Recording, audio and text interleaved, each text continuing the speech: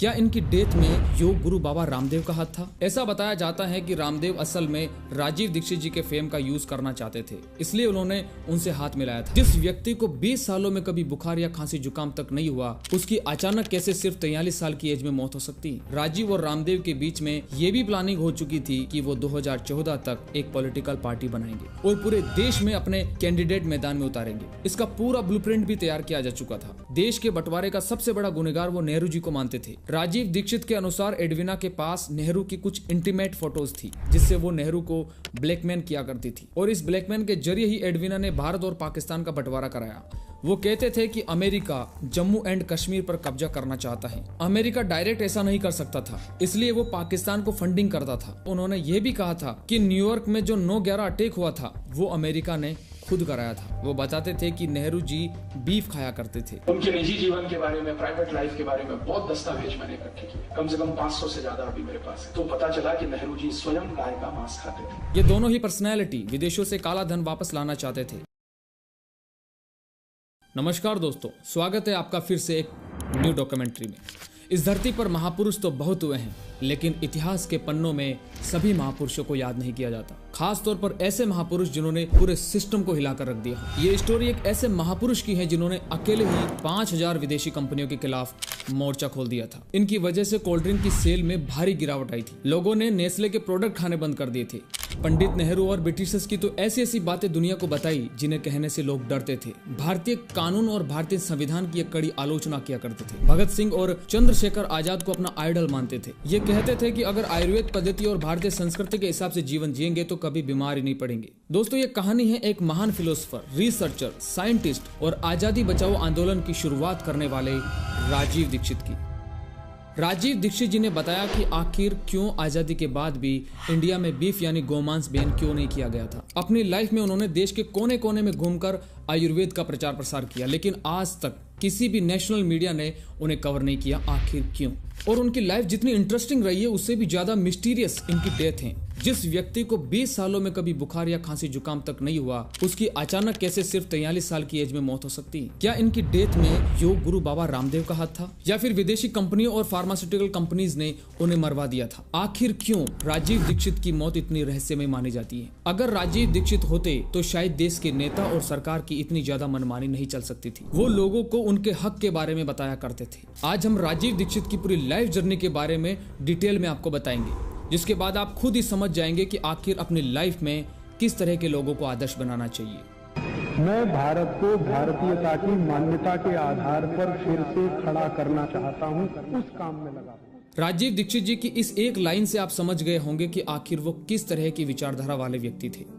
उत्तर प्रदेश के अलीगढ़ जिले में नाम के छोटे से गांव में राजीव दीक्षित का जन्म हुआ था। उनके पिता का नाम राधेश्याम दीक्षित था और मां का नाम मिथिलेश कुमारी। बचपन से ही राजीव दीक्षित काफी तेज तर्रार और बुद्धिमान थे। साइंस एंड टेक्नोलॉजी में उन्हें काफी इंटरेस्ट आता था। अपनी स्कूल की पढ़ाई उन्होंने फिरोजाबाद डिस्ट्रिक्ट से कंप्लीट की और बीटेक के लिए इलाहाबाद आ गए। यहाँ पर उन्होंने Indian institute of information and technology से अपनी ग्रेजुएशन कंप्लीट की। राजीव दीक्षित ने IIT कानपुर से अपनी एमटेक की डिग्री हासिल की और फ्रांस की यूनिवर्सिटी ऑफ जोसेफ फोरियर से PhD पूरी की। लेकिन उनकी एजुकेशन को लेकर थोड़ी कंट्रोवर्सी भी देखने को मिलती है। एक RTI का जवाब देते हुए IIT कानपुर ने बताया था कि उनके यहाँ से पास आउट हुए स्टूडेंट की लिस्ट में राजीव दीक्षित नाम का कोई स्टूडेंट नहीं है। खैर, इतनी बड़ी हस्ती के साथ ऐसे छोटे मोटे विवाद का जुड़ना मामूली सी बात है। इस तरह के विवादों ने जिंदगी भर राजीव दीक्षित का साथ नहीं छोड़ा। राजीव दीक्षित खुद को एक इलेक्ट्रॉनिक और टेलीकम्युनिकेशन इंजीनियर बताते थे। वो बताते थे कि उन्होंने कुछ समय तक APJ अब्दुल कलाम के साथ काम किया और साथ ही इसरो में एंटी ग्रेविटी रिसर्च पर भी उन्होंने काम किया। राजीव दीक्षित का कहना था कि उन्होंने जो रिसर्च की थी उसके लिए जर्मनी का फेमस मैक्स प्लांक इंस्टीट्यूट उन्हें बिलियंस ऑफ डॉलर देने के लिए तैयार था, लेकिन किसी विदेशी इंस्टीट्यूट को अपनी रिसर्च बेचनी उन्हें मंजूर नहीं थी। हालांकि वो बात अलग है कि आज तक उन्होंने अपनी स्पीच और व्याख्यान में कभी भी अपने रिसर्च पेपर नहीं दिखाए। राजीव दीक्षित क्योंकि भगत सिंह और उधम सिंह जैसे फ्रीडम फाइटर्स को अपना आइडल मानते थे, ऐसे में उनके अंदर क्रांतिकारी विचारों का आना तो लाजमी था। और 1984 में हुई भोपाल गैस ट्रेजेडी में पहली बार उन्होंने अपने ये विचार दुनिया के सामने जग जाहिर किए। आप सब जानते हैं कि भारत देश में 1984 में एक बहुत बड़ी दुर्घटना हुई थी भोपाल शहर में। इतनी बड़ी दुर्घटना पिछले 500 साल में दुनिया में कहीं नहीं हुई, वो हमारे देश में हुई। वॉरेन एंडरसन को अरेस्ट नहीं किया। इससे भी ज्यादा दुख और दुर्भाग्य इस भारत देश में ये है कि अभी थोड़े दिन पहले भारत देश के एक धर्मगुरु को गिरफ्तार कर लिया गया एक झूठे बयान के आधार पर, लेकिन सारी दुनिया के सामने जो सिद्ध हुआ भोपाल गैस कांड, उसके लिए जिम्मेदार व्यक्ति को अभी तक गिरफ्तार नहीं किया गया। भोपाल गैस ट्रेजेडी के बारे में आप सभी ने सुन रखा होगा, जिसमें 15,000 मासूम लोगों की दर्दनाक मौत हो गई थी। राजीव दीक्षित ने कहा कि ये कोई एक्सीडेंट नहीं था, बल्कि अमेरिका की एक साजिश थी। अमेरिका की यूनियन कार्बाइड कंपनी एक एक्सपेरिमेंट करना चाहती थी और इसके लिए उन्होंने इंडिया को चुना। इस एक्सपेरिमेंट की वजह से हजारों लोगों की जान चली गई थी। राजीव जी ने यहीं से विदेशी कंपनियों के खिलाफ एक मुहिम की शुरुआत कर दी थी। इसके बाद वो जगह जगह घूमकर इंडियन आयुर्वेदा के बारे में लोगों को जागरूक करने लगे। वो बाघ भटजी के नुस्खों के बारे में बात किया करते थे। उनका मानना था कि वात, पित्त और कफ को अगर कंट्रोल कर लिया तो सभी बीमारियों से बचे रहेंगे। वो अंगूठे में मेथी दाना बांधकर जुकाम ठीक कर दिया करते थे। उनका कहना था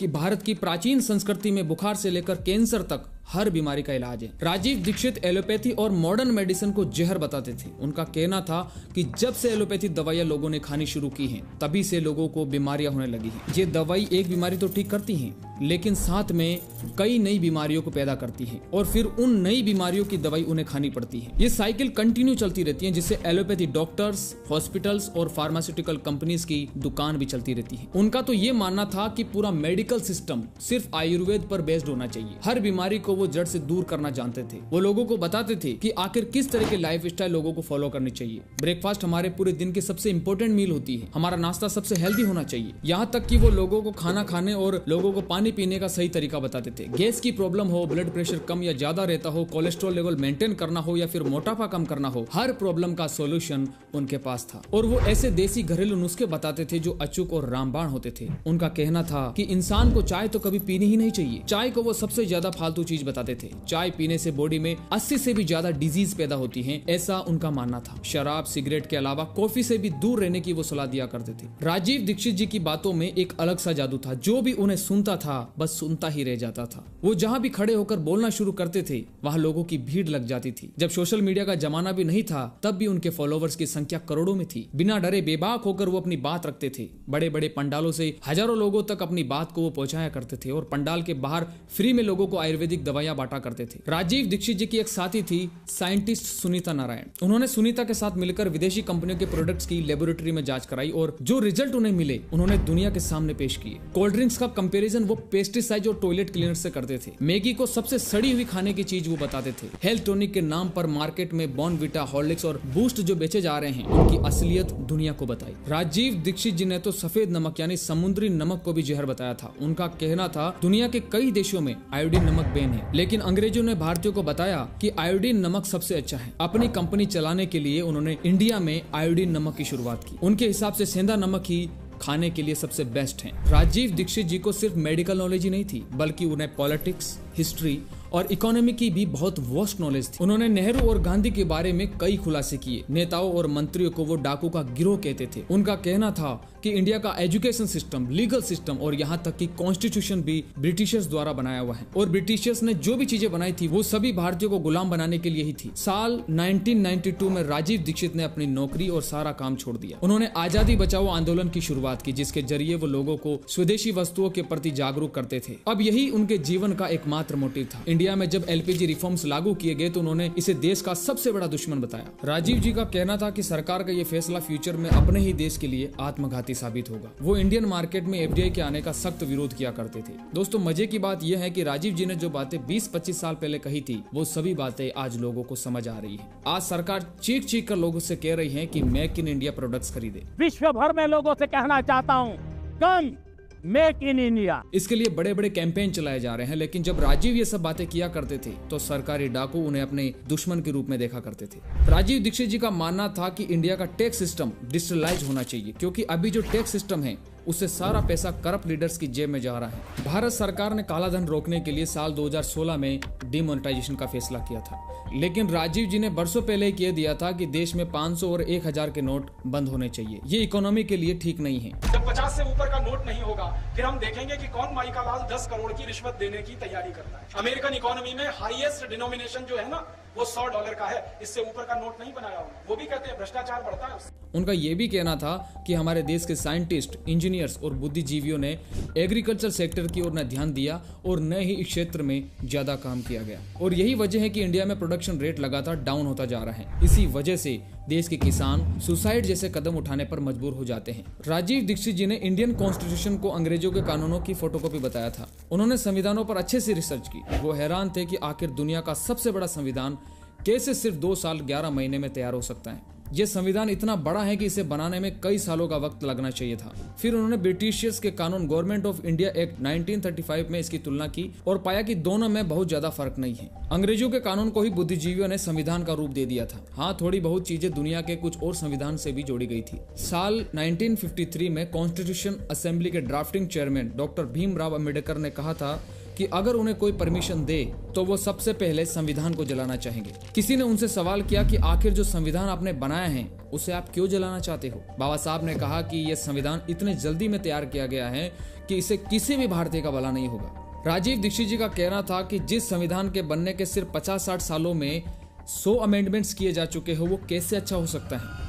यकीनन इस संविधान में बहुत सारी कमियां रही होगी, तभी इतने संशोधन की जरूरत पड़ सकती है। राजीव जी ने यह भी बताया कि भले ही संविधान बनाने में 2 साल 11 महीने का टाइम बताया जाता है, लेकिन इसमें से सिर्फ 166 घंटे ही काम हुआ था। राजीव दीक्षित के अंदर भारत के बंटवारे को लेकर भी दर्द छिपा हुआ था। वो कहते थे कि कुछ लोगों के सत्ता और कुर्सी के लालच ने देश को 2 हिस्सों में बांटने का काम किया है। 20वीं सेंचुरी की शुरुआत में जो फ्रीडम फाइटर्स थे वो देश के असली हीरो थे, जो वाकई में आजादी चाहते थे। लेकिन बाद में फ्रीडम फाइटर्स की डेफिनेशन बदल गई। सत्ता और सिंहासन के लालच में कुछ नेताओं ने देश के टुकड़े होने दिए। देश के बंटवारे का सबसे बड़ा गुनहगार वो नेहरू जी को मानते थे। इसको लेकर अक्सर वो एक स्टोरी सुनाया करते थे। वो कहते थे कि नेहरू, जिन्ना और ब्रिटिशर्स एडविना एक ही कॉलेज में पढ़े थे। ब्रिटिशर्स ने एडविना को नेहरू और जिन्ना की जासूसी का काम दिया था। नेहरू और जिन्ना दोनों ही एडविना की तरफ अट्रैक्ट होने लगे थे। राजीव दीक्षित के अनुसार एडविना के पास नेहरू की कुछ इंटीमेट फोटोज थी, जिससे वो नेहरू को ब्लैकमेल किया करती थी और इस ब्लैकमेल के जरिए ही एडविना ने भारत और पाकिस्तान का बंटवारा कराया। हालांकि राजीव जी की इन बातों से बहुत से हिस्टोरियंस सहमत नहीं थे और ऐसे ही कुछ और बातों की वजह से कई बार राजीव जी को आलोचनाओं का भी सामना करना पड़ा। वो कहते थे कि अमेरिका जम्मू एंड कश्मीर पर कब्जा करना चाहता है। अमेरिका डायरेक्ट ऐसा नहीं कर सकता था, इसलिए वो पाकिस्तान को फंडिंग करता था। पाकिस्तान को टेररिज्म के लिए अमेरिका पैसा देता था, जिससे पाकिस्तान के आतंकवादी कश्मीर में कुछ न कुछ गतिविधियों को अंजाम देते रहे। राजीव दीक्षित जी ने बताया था कि करगिल वॉर का मेन कल्प्रिट भी अमेरिका ही था। इसके अलावा उन्होंने ये भी कहा था कि न्यूयॉर्क में जो 9/11 अटैक हुआ था वो अमेरिका ने खुद कराया था। नेहरू से रिलेटेड एक और बात का उन्होंने खुलासा किया था। वो बताते थे कि नेहरू जी बीफ खाया करते थे। उनके निजी जीवन के बारे में, प्राइवेट लाइफ के बारे में बहुत दस्तावेज मैंने इकट्ठे किए, कम से कम 500 से ज्यादा अभी मेरे पास है। तो पता चला कि नेहरू जी स्वयं गाय का मांस खाते थे। और ये जितनी बातें मैंने आपसे कही है, ये सब भारत की लोकसभा के रिकॉर्ड्स पर मौजूद है। और इसलिए उन्होंने भारत के आजाद होने के बाद भी गोमांस पर बैन नहीं लगाया। आजादी से पहले वो अक्सर कहते थे कि अगर वो देश के पीएम बने तो सबसे पहले गो हत्या के खिलाफ कानून लेकर आएंगे। लेकिन पीएम बनने के बाद वो अपने वादे से मुकर गए। कुछ लोगों ने जब उन्हें उनका वादा याद दिलाने की कोशिश की तो नेहरू ने कहा कि अगर बीफ और गो हत्या पर बैन लगा दिया तो उनके लंच का क्या होगा। राजीव दीक्षित जी ने कुछ ऐसे ही दावे ममता बनर्जी को लेकर भी किए थे। जब अटल बिहारी वाजपेयी देश के प्रधानमंत्री बने और बीफ पर बैन लगाने की बात हुई तो ममता ने कहा कि अगर ये कानून बना तो वो सरकार गिरा देगी। राजीव दीक्षित देश में राइट टू रिकॉल और राइट टू रिजेक्ट का कानून लाना चाहते थे। उनका मानना था कि जनता ने जिस प्रतिनिधि को चुना है, अगर वो उनकी उम्मीदों पर खरा नहीं उतरता है तो जनता के पास ये अधिकार होना चाहिए कि वो किसी कैंडिडेट को पार्लियामेंट के बाहर कर सके। अगर ये कानून बन जाता तो शायद देश के नेताओं को इलेक्शन के बाद उनके वादे याद दिलाने की जरूरत नहीं पड़ती, क्योंकि उन्हें डर रहता कि पब्लिक ने अगर राइट टू रिकॉल का एक्शन ले लिया तो उनकी कुर्सी छिन जाएगी। राजीव दीक्षित जी का कहना था कि भारत में घर बनाने के लिए सीमेंट का नहीं बल्कि चूने का यूज किया जाना चाहिए। इसके लिए वो कई एग्जाम्पल भी देते थे। वो बताते थे कि सैकड़ों साल पुराने किलों में आज तक कोई क्रैक नहीं पड़ा है। वो ज्यों के त्यों खड़े हैं क्योंकि उन्हें चूने से बनाया गया था। लेकिन ब्रिटिशर्स जब इंडिया में रूल करने लगे तो उन्होंने चूने पर बैन लगा दिया और सीमेंट से घर बनाने की शुरुआत हुई। सीमेंट से घर बनाने में 5 सालों में दरार आनी शुरू हो जाती है और ऐसे घरों की लाइफ सिर्फ 100 सालों तक ही होती है। जबकि चूने से बने घर 2 से 2,500 साल तक मजबूत खड़े रहते हैं। उन्होंने बताया कि चूने और सीमेंट का रॉ मटेरियल एक ही होता है, लेकिन दोनों को बनाने का प्रोसीजर अलग अलग है। साल 2009 में राजीव दीक्षित जी की मुलाकात योग गुरु बाबा रामदेव से होती है। दोनों ही उस समय देश में काफी फेमस थे, राजीव जी अपने व्याख्यानों के कारण और रामदेव अपने योग के कारण। राजीव जी और बाबा रामदेव में कई सिमिलरिटीज थी। दोनों ही विदेशी कंपनियों से नफरत करते थे और स्वदेशी चीजों को प्रमोट किया करते थे। साथ ही आयुर्वेद और योग को भी हमेशा एक दूसरे का पूरक माना जाता रहा है। ये दोनों ही पर्सनैलिटी विदेशों से काला धन वापस लाना चाहते थे। ऐसे ही कई विचारधारा दोनों की मेल खाती थी और इसी विचारधारा ने भारतीय स्वाभिमान आंदोलन को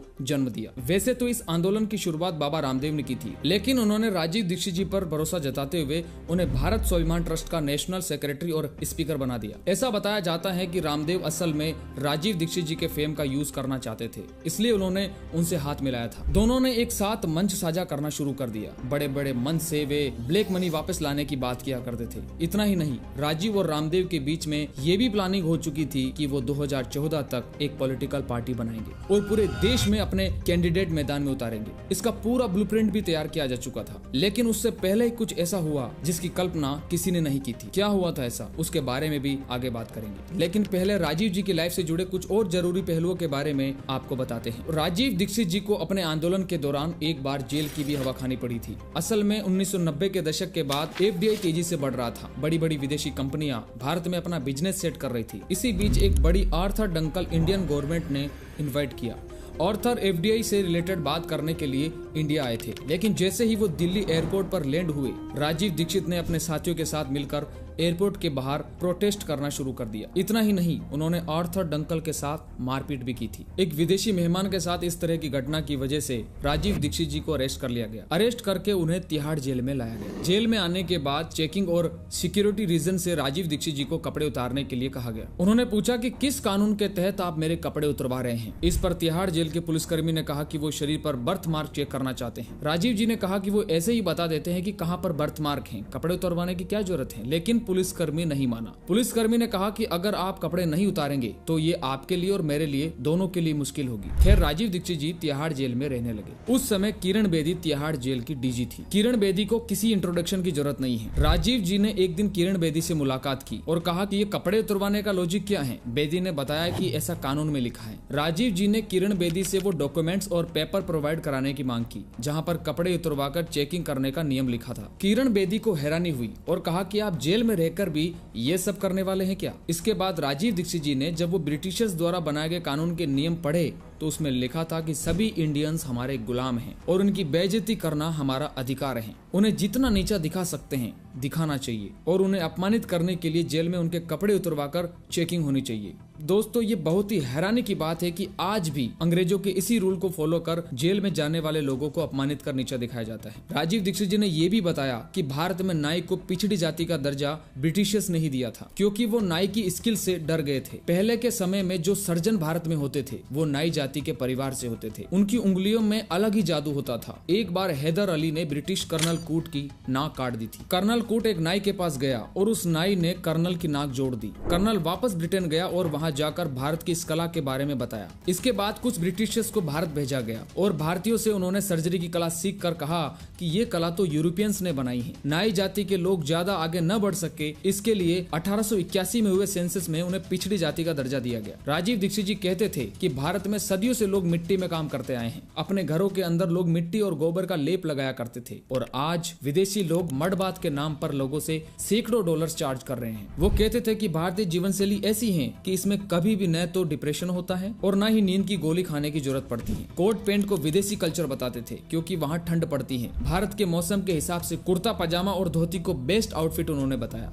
राजीव जी ने कई विदेशी कंपनियों के खिलाफ केस भी जीते। महाराष्ट्र में उन्होंने एनरॉन कंपनी के खिलाफ केस जीता था और कंपनी को अपना प्लांट लगाने से रोका था। राजस्थान में एक जगह विदेशी कंपनी विस्की का प्लांट लगाने वाली थी जहां 4 करोड़ लीटर शराब हर साल बनने वाली थी, लेकिन राजीव जी ने कहा कि राजस्थान में पहले ही पानी की कमी है। ऐसे में उन्होंने कंपनी को शराब का प्लांट लगाने से रोका। अलवर में एक और शराब के कारखाने को उन्होंने बंद करवाया था। राजीव दीक्षित जी ने कहा था कि 1990s में जो हर्षद मेहता स्कैम हुआ था वो असल में सिटी बैंक का स्कैम था। हर्षद मेहता जनता को सिर्फ बलि का बकरा बनाया गया था। साथ ही उन्होंने यह भी कहा कि लाल बहादुर शास्त्री की मौत एक हादसा नहीं बल्कि हत्या थी। ऐसे ही न जाने कितने ही खुलासे राजीव दीक्षित जी जीवन भर करते रहे। जिस तरह लाल बहादुर शास्त्री जी की रहस्यमय तरीके से मौत हुई थी, कुछ ऐसा ही अंजाम राजीव दीक्षित जी के साथ भी हुआ। साल 2010 में नवंबर के लास्ट वीक में राजीव दीक्षित जी छत्तीसगढ़ के दौरे पर थे। रायगढ़, जांजगीर और बिलासपुर के बाद दुर्ग डिस्ट्रिक्ट में उन्होंने अपना व्याख्यान दिया। दोपहर में करीब 2 बजे वो दुर्ग से भिलाई की ओर जा रहे थे,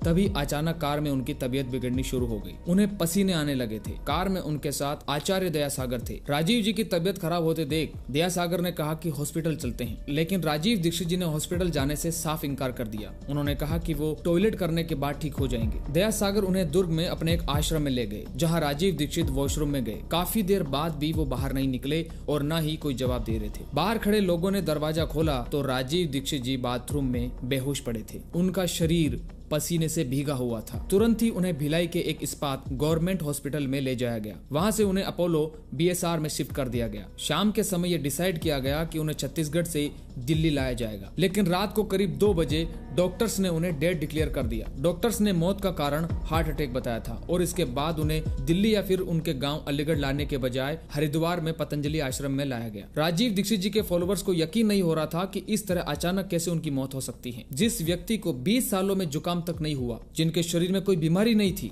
भला उन्हें हार्ट अटैक कैसे आ सकता है। राजीव दीक्षित जी के सपोर्टर्स ने बाद में खुलासा किया कि उनकी बॉडी का कलर बदल गया था। शरीर बैंगनी और नीला दिखाई दे रहा था। स्किन उधड़ी हुई लग रही थी। नाक के पास काला और नीला रंग का खून जम गया था। ऐसा लग रहा था कि उन्हें जहर दिया गया हो। इतनी रहस्यमय तरीके से मौत होने के बावजूद उनकी बॉडी का पोस्टमार्टम नहीं किया गया और अगले दिन 1 दिसंबर को पतंजलि के आश्रम में ही राजीव दीक्षित जी का अंतिम संस्कार कर दिया गया। उनकी मौत को आज भी मिस्टीरियस माना जाता है और इससे रिलेटेड कई कॉन्स्पिरेसी थ्योरीज भी सामने आ चुकी हैं। बहुत से लोगों का मानना है कि राजीव दीक्षित जी की मौत में बाबा रामदेव का हाथ था, क्योंकि रामदेव असल में उनकी पॉपुलैरिटी से जलने लगे थे, लेकिन बाबा रामदेव ने इस तरह के आरोपों से इनकार किया। साल 2017 में रामदेव की लाइफ पर एक बुक आई थी, गॉडमैन टू टाइकॉन। इस बुक में बताया गया था कि राजीव दीक्षित जी की मौत में बाबा रामदेव का हाथ था। रामदेव ने इस बुक के खिलाफ कोर्ट में अपील करते हुए कहा कि इस बुक से उनकी छवि को नुकसान हो रहा है। कोर्ट में वो केस जीते और बुक पर बैन लगा दिया गया। राजीव दीक्षित जी की मौत से जुड़ा सबसे बड़ा सवाल यह है कि आखिर उनका पोस्टमार्टम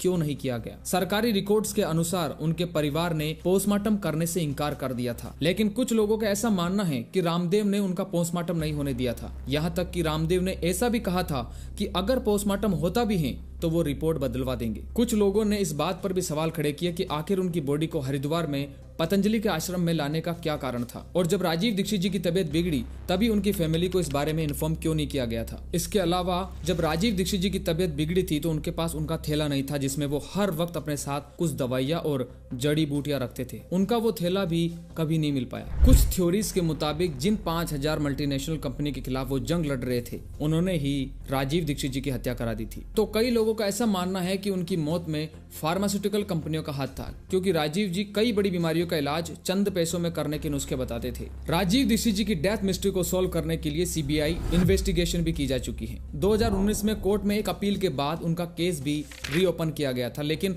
इन सब का कोई फायदा नहीं हुआ। राजीव दीक्षित जी की डेथ नेचुरल थी या फिर किसी एक सोची समझी साजिश के तहत उनकी हत्या की गई थी, ये इस पर सवाल आज भी क्वेश्चन मार्क बना हुआ है। राजीव दीक्षित जी के सपोर्टर आज भी ये मानने के लिए तैयार नहीं है कि उनकी मौत हार्ट अटैक से हुई थी। वो आज भी उनकी डेथ को एक मर्डर मानते हैं। राजीव दीक्षित जी की जिंदगी भले ही बहुत लंबी नहीं रही थी, लेकिन अपने छोटे से जीवन में उन्होंने करोड़ों लोगों को जगाने का काम किया। साथ ही हजारों लोगों की नींद भी उन्होंने हराम कर दी। 20 सालों में राजीव दीक्षित जी ने 12,000 से भी ज्यादा व्याख्यान दिए थे। उन्होंने अपने जीवन में कई बुक्स भी लिखी, स्वदेशी चिकित्सा, रोगी स्वयं चिकित्सक, रोग चिकित्सा की चमत्कारी औषधि, आरोग्य मंत्र, स्वस्थ शरीर सुखी जीवन और अष्टांग हृदय जैसी कई बुक्स उन्होंने लिखी। राजीव दीक्षित जी ने ये सारी पॉपुलैरिटी बिना सोशल मीडिया के हासिल की थी। अगर आज वो जीवित होते तो शायद सोशल मीडिया के सबसे बड़े इन्फ्लुएंसर बन चुके होते और सोशल मीडिया के जरिए अपनी बात वो और ज्यादा लोगों तक पहुंचा पाते। राजीव जी ने यूं तो देश के कोने कोने में प्रचार किया, लेकिन कभी देश की नेशनल मीडिया पर उन्हें बोलने का मौका नहीं दिया गया। राजीव दीक्षित जी कहते थे कि उनकी मुलाकात कई जर्नलिस्ट से होती रहती थी और वो सभी उनकी बातों से सहमत भी थे, लेकिन मीडिया हाउसेस का कहना था